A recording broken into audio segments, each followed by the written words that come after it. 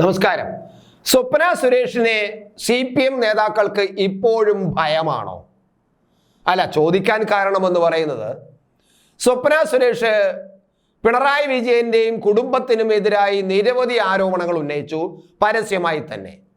പോരാത്തതിന് കഴിഞ്ഞ മന്ത്രിസഭയിലെ 2 മന്ത്രിമാർക്കെതിരെയും ഒരു സ്പീക്കർക്കെതിരെയും ആരോപണം ഉന്നയിച്ചു. കടകംപള്ളി സുരേന്ദ്രനെതിരെയും തോമസ് ഐസക്കിനെതിരെയും P.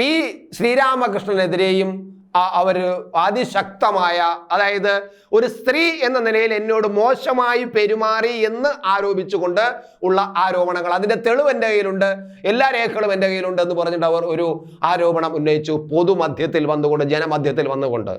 അപ്പോൾ ഈ നേതാക്കന്മാരെ, പിണറായി വിജയനെ കുടുംബത്തോടെ തന്നെയാണ് ആക്ഷേപിച്ചതും ആരോപണങ്ങൾ ഉന്നയിച്ചതും പിന്നെ അഴിമതി നടത്തുന്ന ആളാണെന്ന് പറയുകയൊക്കെ ചെയ്തത്. അതായത് മാനം, ഒരു വ്യക്തിക്ക് മാനം എന്നുണ്ടെങ്കിൽ ആ മാനത്തെ കുത്തി മുറിവേൽപ്പിക്കുന്ന തരത്തിലുള്ള ആരോപണങ്ങളാണ് സ്വപ്ന സുരേഷ് എന്ന് പറഞ്ഞ സ്വർണ്ണക്കള്ളക്കടത്ത് കേസിലെ പ്രതിയായ വ്യക്തി പൊതുജനമധ്യത്തിൽ വന്ന് നിന്നുകൊണ്ട് പറഞ്ഞിട്ട് പോയത്. പക്ഷേ കേരളത്തിലെ നേതാക്കൾ എന്ന് പറഞ്ഞു നിൽക്കുന്ന, ഭരിക്കുന്നവർ എന്ന് പറയുന്ന, ഞങ്ങൾ വലിയൊരു പാർട്ടിയുടെ വലിയ നേതാവാണെന്ന് പറയുന്ന ഈ നേതാക്കന്മാർ ഇതുവരെയും ഇവർക്കെതിരെ ഒരു മാനനഷ്ട കേസ് കൊടുത്തിട്ടില്ല. അവർ ഈ ആരോപണം ഉന്നയിച്ചിട്ട് 1 വർഷത്തിലധികമായി. അപ്പോൾ ഈ മാധ്യമപ്രവർത്തകർ ഇവരെ കാണുമ്പോൾ, ഇങ്ങനെ സ്വപ്ന സുരേഷ് നിങ്ങളെക്കുറിച്ച് വളരെ ഗുരുതരമായ വ്യക്തിപരമായ ആരോപണങ്ങൾ ഉന്നയിച്ചുകൊണ്ട് നിങ്ങൾക്കെതിരെ ആരോപണങ്ങൾ ഉന്നയിച്ചിരിക്കുന്നതിൽ നിങ്ങൾക്ക് മാനനഷ്ട കേസ് കൊടുത്തൂടെ എന്ന് ചോദിച്ചപ്പോൾ ഈ മഹാന്മാർ പറഞ്ഞത് പാർട്ടി അനുവാദം തരണം. പാർട്ടി അനുവാദം തന്നാൽ ഞങ്ങൾ മാനനഷ്ട കേസ് കൊടുക്കും, സ്വപ്നയെ പിടിച്ചകത്തിടും, പാർട്ടി അനുവാദം തരണമെന്ന് പറഞ്ഞു. പക്ഷെ പാർട്ടി അങ്ങ് അനുവാദം കൊടുത്തു. കുറച്ച് കഴിഞ്ഞപ്പോൾ നിങ്ങൾക്ക് വേണമെങ്കിൽ വ്യക്തിപരമായി നിങ്ങൾക്ക് ആ ആരോപണത്തിനെതിരെ കോടതിയെ സമീപിക്കാമെന്ന് പാർട്ടി അനുവാദം കൊടുത്തു. പാർട്ടി അനുവാദം കൊടുത്തിട്ട് ഒരു വർഷം കഴിഞ്ഞിരിക്കുന്നു. മിണ്ടാട്ടമില്ല, കോടതിയിൽ പോയിട്ടില്ല, ഒന്നും ചെയ്തിട്ടില്ല.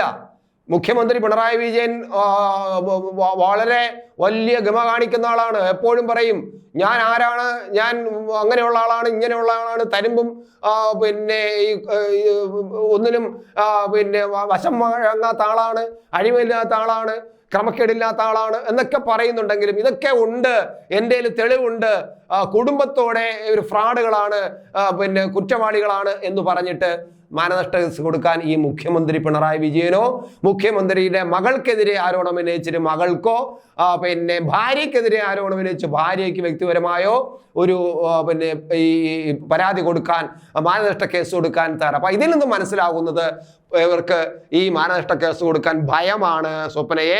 കാരണം ഈ CPM-നകത്തു തന്നെ ഈ അഭിപ്രായമുണ്ട്, നിങ്ങൾ എന്തുകൊണ്ട് മാനനഷ്ടം കൊടുക്കുന്നില്ല, അപ്പൊ നിങ്ങൾ ശരിവയ്ക്കുകയല്ലേ, ഈ പറയുന്ന സ്വപ്ന എന്ന് പറയുന്ന ഒരു പ്രതി, കള്ളക്കേസ് പ്രതി പറഞ്ഞിട്ട് പോലും അതിനെ നിങ്ങൾ അംഗീകരിച്ചുകൊണ്ട് അവർക്കെതിരെ മാനനഷ്ട കേസ് കൊടുക്കാതെ മാറി നിൽക്കുന്നത് എന്തുകൊണ്ടാണ്? CPM-നകത്ത് ചർച്ചയായിട്ടുണ്ട്, ഇപ്പോഴും ചർച്ചയാകുന്നുണ്ട്. പക്ഷെ ചർച്ചയായിട്ട് എന്ത് കാര്യം?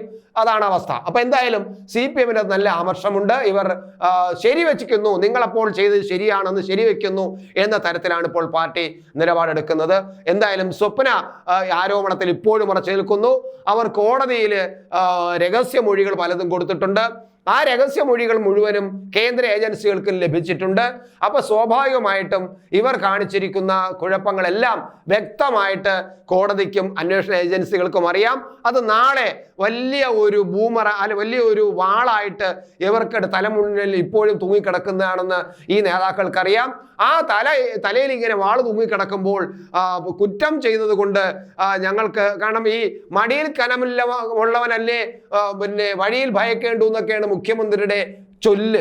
പക്ഷേ മടിയിൽ കനമില്ല ഉള്ളത് കൊണ്ടാണോ മുഖ്യമന്ത്രി ഇതുവരെയും ഈ മാനനഷ്ട കേസ് കൊടുക്കാതെ മാറി നിൽക്കുന്നത് എന്ന ചോദ്യത്തിന് ഒരു മറുപടിയും ഇല്ല എന്ന അവസ്ഥയാണ് ഇപ്പോൾ കാണുന്നത്. എന്തായാലും സ്വപ്നയെ ഇവർ ഭയക്കുന്നു.